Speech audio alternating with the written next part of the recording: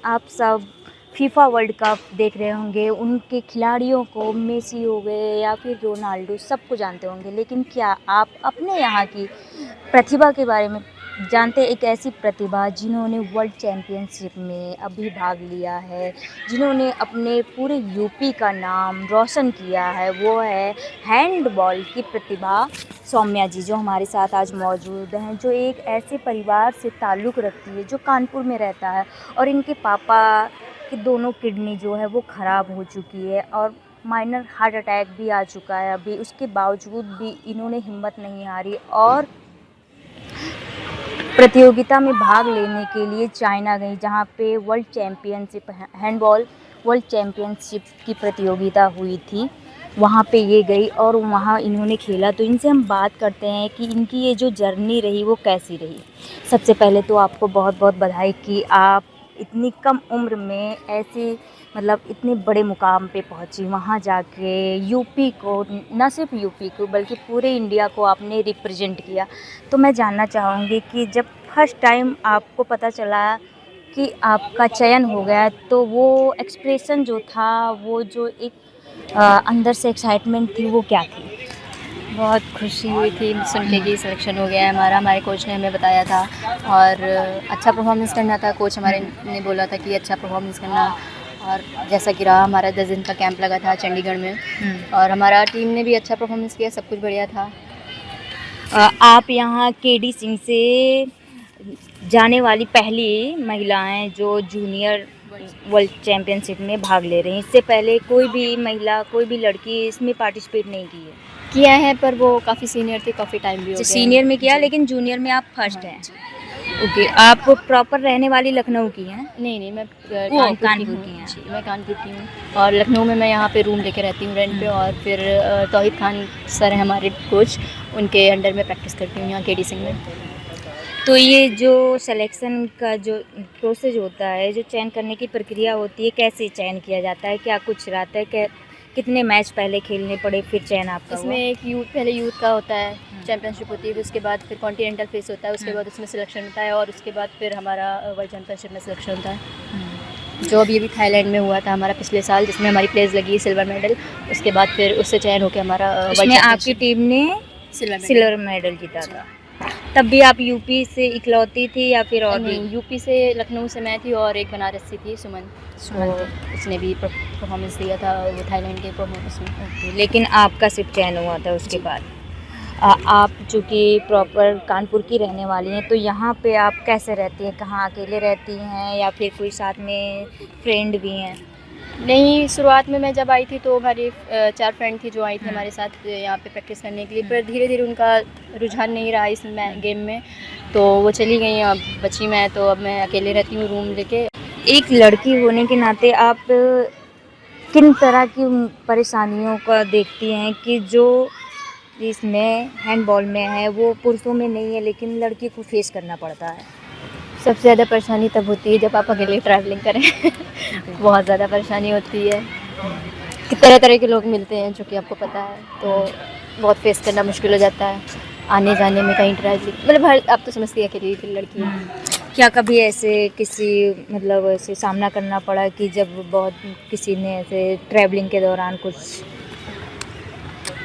कभी ऐसा, मतलब क्या कहूँ, हुई, कोशिश हुई, पर मैंने हैंडल किया है उस सिचुएशन को। कभी ऐसा नहीं कि अपने ऊपर थोड़ा भारी पड़ने दिया कि अब क्या होगा, नहीं, हावी नहीं होने दिया। पापा क्या करते हैं?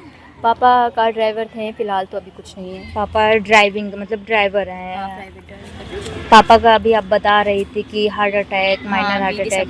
लास्ट दिसंबर में उनका 1 दिसंबर को उनका माइनस अटैक आया था।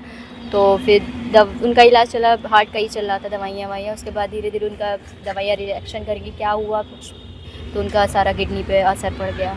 अब उनका डायलिसिस होते हैं हफ्ते में 2 बार। दोनों किडनी जो है वो ख़राब हो गई है। तो अभी कहाँ से इलाज, यहाँ लखनऊ से चल रहा है? नहीं, लखनऊ से, कानपुर से, वहीं से चल रहा है। तो जब आप वर्ल्ड चैम्पियनशिप खेलने गई थी, जब पापा को पता चला कि मेरी बेटी का चयन हुआ है, तो उन्होंने क्या कुछ कहा? वो जा तो नहीं पाए होंगे? बहुत खुशी हुई उनको भी। मैं पापा को ही क्या, मम्मी को, परिवार को, पूरे परिवार को बहुत खुशी हुई सुनकर कि हमारी बेटी जा रही है वर्ल्ड चैम्पियनशिप खेलने के लिए, और बहुत बधाइयाँ भी दी सबने। क्योंकि पापा का उस टाइम हार्ट अटैक होना, फिर किडनी वो बहुत ख़राब दौर रहा, उस बीच इस तरह की इतनी अच्छी खबर आना कहीं ना कहीं जख्म को थोड़ा भरने का काम हाँ जी। किया होगा। बाकी आपकी फैमिली में कितने लोग रहते हैं? हमारी फैमिली में मैं हूँ, 3 भाई हैं, मम्मी है, पापा हैं बस। भाई क्या करते हैं? भाई 2 भाई एयरपोर्ट में जॉब करते हैं और जो तीसरा भाई है बीच का मतलब, तो वो कुछ नहीं करता है, एक्चुअली उसकी तबीयत ख़राब रहती है थोड़ी तो। ओके। तो यहाँ पे आप अकेले रहती हैं? हाँ जी, यहाँ पे अकेली रहती है मैं। खाना पीना अकेले खुद बनाती हैं? यस, खुद ही अकेले बनाती खाती हूँ। आगे का क्या कुछ अभी ड्रीम है, क्या करना है? ड्रीम तो अभी तो फ़िलहाल फ़ोकस मेन है कि खेलना है और आगे इंडिया को और रिप्रेजेंट करना है। मेन फ़ोकस अभी खेल पे ही है। चूँकि ये जो हैंडबॉल होता है खेल, ये इसमें उछलने कूदने का, बिना उछले कूदे नहीं कर सकते। तो ऐसे में जब कभी ऐसा हुआ हो कि पीरियड आ गए हों, तो उस दौरान कैसे किया, या फिर मेडिसिन का मतलब पहले ही कि अगर पीरियड वाला टाइम है तो मेडिसिन का सहारा लेती हैं, या फिर उस दौरान कोई? नहीं, ऐसा तो कुछ नहीं, हमने मैनेज किया, हमारी आदत हो गई है अब शुरू से ही। पहले प्रॉब्लम होती थी शुरुआत में कि कैसे क्या होगा, कहीं कुछ हो ना जाए, फिर धीरे धीरे एडजस्ट करना आ गया और कभी पेन किलर नहीं ली हम लोगों ने। पेन किलर नहीं ली? पीरियड के दौरान भी आराम से हाँ खेल जी। लेती हैं? हाँ जी, अब आदत सी हो गई है। स्टार्टिंग में दिक्कत हाँ, थोड़ी होती? प्रॉब्लम होती थी शुरुआत में कि कैसे करेंगे, क्या होगा। अच्छी यादें हैं कि हम लोग जब मेस जाते थे खाना खाने के लिए तो चोरी-छुपे हम लोग कोल्ड ड्रिंक चुरा लेते थे वहाँ पीने के लिए कोच के डर से। कोल्ड ड्रिंक चुरा लेते थे? हाँ, मतलब ऐसे चुराते नहीं थे, ले सकते थे पर कोच के सामने हम लोग नहीं पी सकते थे, इसलिए छुप-छुपा के हम लोग लेते थे। अच्छा हाँ, डाइट का भी बहुत ख्याल हाँ, रखना डाइट पड़ता। तो का बहुत। लखनऊ जो स्वाद का एक हाँ। शहर माना जाता है, तो ऐसे में यहाँ खाने पीने पे कैसे आप वो रखती हैं नियंत्रण? मैं नॉनवेज नहीं खाती थी, वहाँ जा कर के मुझे खाना पड़ा, जो कि मुझे बिल्कुल अच्छा नहीं लगा। चाइना में आपको वेज नहीं मिल पाया? वेज वहाँ कुछ नहीं था। वेज के नाम पे अगर मैं कहूँ तो वेजिटेबल्स थे, वेजिटेबल्स ले सकती हैं लेकिन और उससे पेट कहाँ पूरा से भरे? तो फिर वहाँ के कोच जो हमारे मतलब लेके गए थे पूरी टीम को, तो उन्होंने हम लोग को डांट के नॉनवेज खिलाया कि खाओ, हमारे अच्छा रहेगा, प्रोटीन लो, मैच खेलना है, दौड़ना है, ये करना है, तो उसके तो हम लोग को खाना पड़ा। एक खिलाड़ी को हर वो चीज़ करना पड़ता है जो चाहे पूरी लाइफ में नहीं किया हो। जो गेम को बेटर करे वो हर चीज़ हाँ, करेंगे। वो हर चीज़। वर्ल्ड चैंपियनशिप खेलने के लिए चाइना में गई हुई थी, तो वहाँ पे विभिन्न देशों के खिलाड़ी आए हुए थे। तो बाकी खिलाड़ियों के खेल में, वहाँ के बाकी देशों की जो तकनीक है खेल में, उस टेक्निक को आप कैसे देखती हैं कि क्या ऐसी चीज़ है जो यहाँ अपने यहाँ यूज़ करने की ज़रूरत है, अपने यहाँ के खिलाड़ियों को उस टेक्निक का इस्तेमाल करने की ज़रूरत है? कैसा एक्सपीरियंस रहा? बाहर के खिलाड़ियों को देखा जाए तो उनके अंदर तो बहुत ही स्पीड, मतलब हर चीज़ लेकर के उनकी स्पीड एडवांस ही रहती है, उनकी टेक्निक जितनी भी स्पीड जो है वो बहुत स्पीड, टेक्निक, टीम वर्क और स्ट्रेंथ, मतलब सब कुछ उनका बहुत बढ़िया रहता है।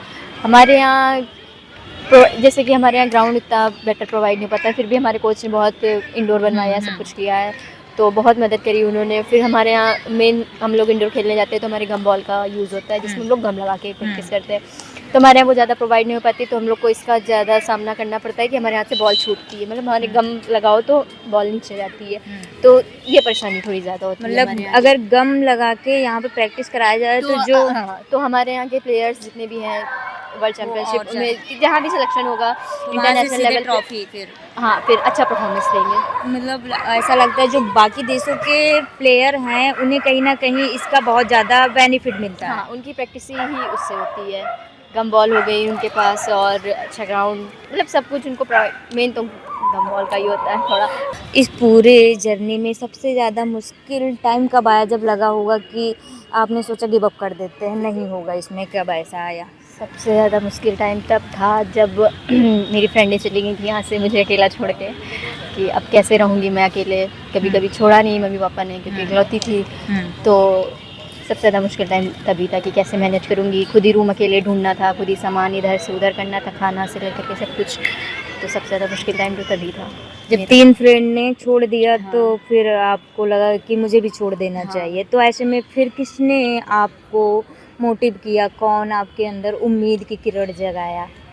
हमारे एक राज भैया हैं, राजकिशोर यादव, सबसे पहले उन्होंने ही हमें बताया था कि लखनऊ जाओ, वहाँ प्रैक्टिस करो तौहीद खान के सर के अंदर, तो वो अच्छा सपोर्ट करेंगे तुमको, और उनके कहने पे हम चारों आए थे। फिर धीरे धीरे वो चली गई, तो उनसे बात करी, उन्होंने कहा कि नहीं तुम रहो, सर तुम्हें सपोर्ट करेंगे बहुत। उन्होंने काफ़ी जो कि है उन्होंने मुझे बहुत सपोर्ट किया हर चीज़ में, और पेरेंट्स ने भी बहुत सपोर्ट किया, जब कोई दिक्कत होती थी, परेशानी होती थी मम्मी को फ़ोन मिला लेती थी, तो उन्होंने भी काफ़ी सपोर्ट किया है। तो कभी जब वो सपोर्ट करते थे तो कभी डर नहीं लगता था।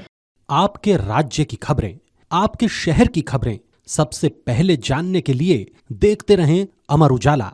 चैनल को सब्सक्राइब जरूर कर लें और पाएं हर अपडेट।